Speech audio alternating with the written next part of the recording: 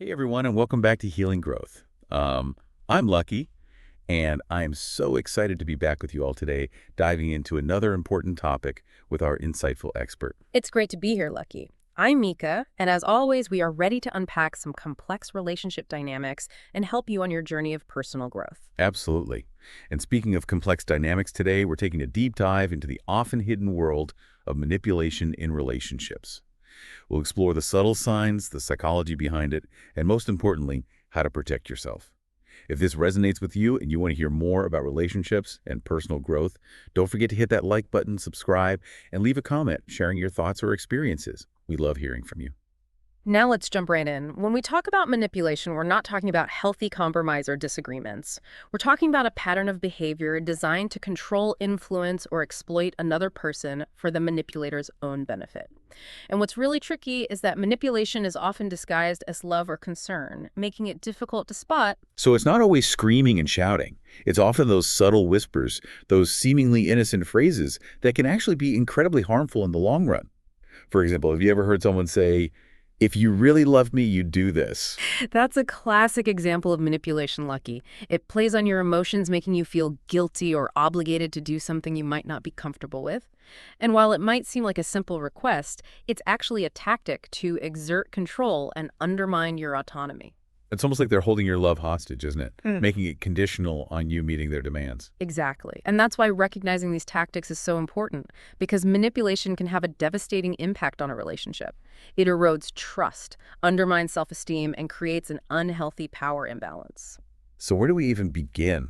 What are some red flags that might indicate manipulation is at play? Well, there are 7 common signs we're going to explore today, and understanding these can be incredibly empowering. The first one, which we've already touched upon, is guilt tripping. It's all about making you feel responsible for their happiness or problems, as if their well-being hinges entirely on your actions. So it's not about genuine concern or expressing their needs. It's about strategically using guilt to get what they want. Precisely. Guilt tripping often leverages unspoken expectations and implied obligations. Think about it. It preys on your desire to be seen as a good person, a loving partner, a supportive friend. This makes you more susceptible to fulfilling their needs, even if it means sacrificing your own. It's fascinating, Mika. It's like they're tapping into our deeply ingrained sense of responsibility and using it against us. Exactly. And because we want to avoid conflict and maintain harmony, we might give in to those guilt trips, even if it leaves us feeling resentful or drained. It's a slippery slope. Yeah. And it highlights why recognizing this tactic is so important. So guilt tripping is our first red flag. What's next on our list of manipulative behaviors? Next, we have gaslighting. This one is particularly insidious because it makes you question your own sanity and memory. I've heard that term before, but I'm not entirely sure I understand what it means in practice. Imagine this. Your partner consistently denies making promises, even though you clearly remember them doing so. They might even reinforce their denial by saying, "You're always misremembering things," or "You're being too sensitive." This can make you start to doubt your own perceptions of reality. Wow, that's scary. It's like they're trying to rewrite history to make you believe their version of events, even when it contradicts your own experience. Exactly. And over time, that can chip away at your self-confidence and make you increasingly reliant on their interpretation of events, which of course is exactly what the manipulator wants. Okay, so we've got guilt tripping and gaslighting. Two very different tactics, but both incredibly effective in undermining our sense of self and reality. What's the third red flag we should be aware of? The silent treatment. Instead of addressing an issue directly, the manipulator withdraws affection and communication as a form of punishment. They go silent, leaving you to wonder what you did wrong and how to fix it. Ugh, that sounds incredibly frustrating. It's like they're holding your emotional connection hostage, forcing you to walk on eggshells. Precisely. The silent treatment preys on our fear of abandonment and rejection. It forces us to chase after them, apologize, or give in to their demands just to get that connection back. It's like a power play, a way of asserting dominance without actually saying a word. So we've got guilt tripping, gaslighting, and the silent treatment. These are already some pretty heavy tactics. What's next on our list of manipulation red flags? Let's talk about a tactic that might seem more positive on the surface. Excessive flattery, especially before a favor. That's interesting, because compliments are usually a good thing, right? Yeah. So how do we distinguish between genuine appreciation and manipulative flattery? It's all about the context and the timing. If someone is showering you with compliments right before asking for a big favor, that's a red flag. They might be buttering you up, making you feel good, so you'll be more inclined to say yes to their request. It's like that old saying, beware of Greeks bearing gifts. There's often an ulterior motive behind those over-the-top displays of admiration. Exactly. They're using flattery as a tool, a means to an end, rather than expressing genuine appreciation. Okay, so we've got 4 signs of manipulation down: guilt-tripping, gaslighting, the silent treatment, and excessive flattery before a favor. What's the 5th red flag we should be on the lookout for? The fifth sign is constant criticism disguised as help. This is when someone constantly critiques your choices, appearance, or ideas under the guise of wanting to help you improve. So it's not about constructive feedback delivered with kindness and respect. It's more about chipping away at your confidence and making you doubt yourself. You hit the nail on the head, Lucky. It's about making you feel inadequate so you'll constantly seek their validation and approval. And it can be really subtle because they might phrase it as, I'm just trying to help you be your best self, or I want what's best for you. But the underlying message is that you're not good enough as you are. It's like they're trying to mold you into their version of perfect rather than celebrating you for who you are. Exactly. And that can be incredibly damaging to your self-esteem. It's essential to recognize the difference between genuine support, which comes from a place of love and respect, and manipulative criticism, which is designed to control and undermine. Okay, so we've covered 5 signs: guilt-tripping, gaslighting, the silent treatment, excessive flattery before a favor, and constant criticism disguised as help. What are the last 2 red flags we need to be aware of? The sixth sign is playing the victim. No matter what happens, they somehow manage to turn every situation into a story about how they've been wronged. It's a way of deflecting responsibility and avoiding accountability for their actions. This reminds me of something I read recently about how manipulators often exploit our empathy. Is that what's happening here? Absolutely. It triggers our natural instinct to help and nurture. We want to comfort them, soothe their pain, and make things right.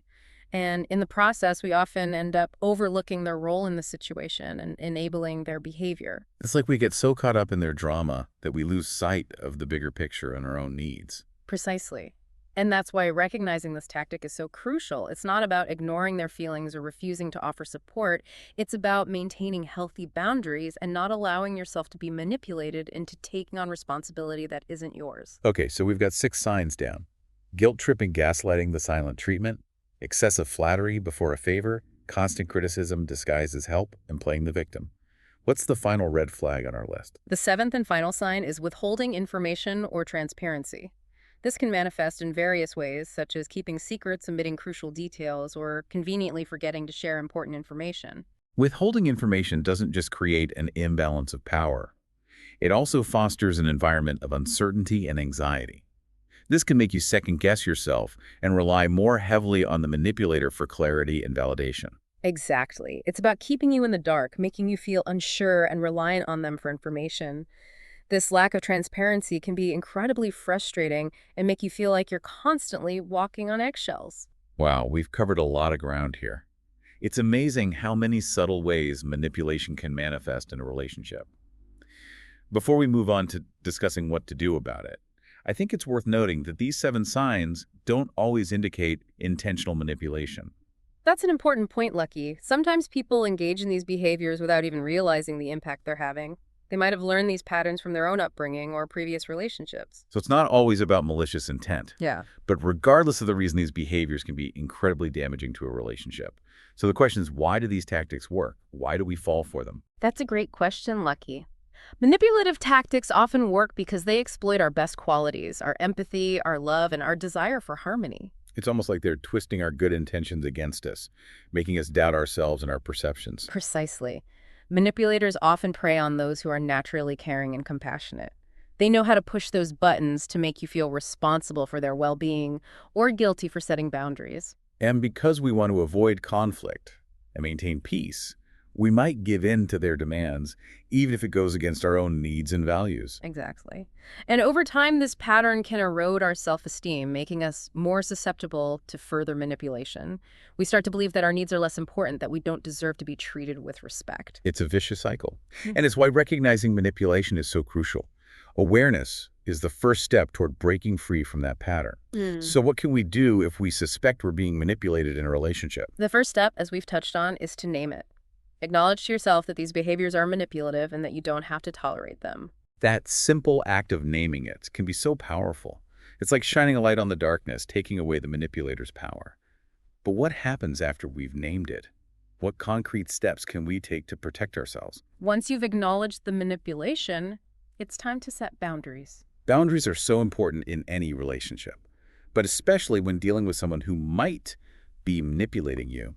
What does setting boundaries look like in practice? Boundaries are about protecting your emotional well-being. They're about clearly communicating what you will and will not accept.